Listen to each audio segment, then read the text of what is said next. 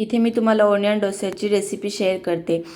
इथे मी एक ग्लास रेशनचे तांदूळ घेतले, अर्धा ग्लास उडदाची डाळ घेतली, थोडीशी मेथी दाळ आणि थोडीशी हरभऱ्याची डाळ घेतली आणि मिश्रण 7 ते 8 तास भिजवून घेतलं। ते दळायच्या आधी थोडेसे पोहे भिजत टाकायचे 10-15 मिनिट, पूर्णपणे बारीक करून घ्यायचं। मग ते पूर्ण छान असं मिक्स करून घ्यायचं, उडदाची डाळ वाटलेलं आणि तांदूळ, आणि रात्रभर फर्मेंटेड होण्यासाठी ठेवून द्यायचं।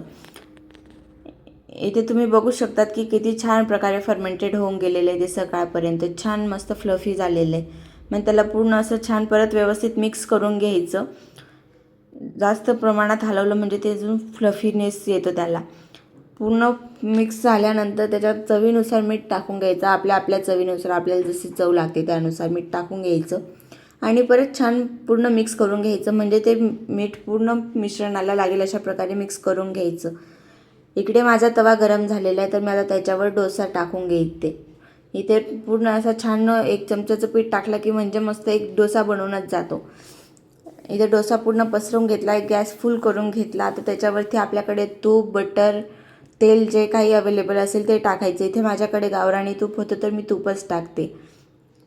तूप वितळल्यानंतर पूर्ण डोश्यावरती पसरवून घ्यायचं छान प्रकारे हळूवार। तूप पसरवून झाल्यानंतर त्याच्यावरती कांदा पसरवून घ्यायचा आणि आपला डोसा तुम्ही बघू शकता की खालून व्हायला आलेला आहे, खरपूस होतोय तो छान असा। कांदा टाकल्यानंतर आपला डोसा रेडी आहे।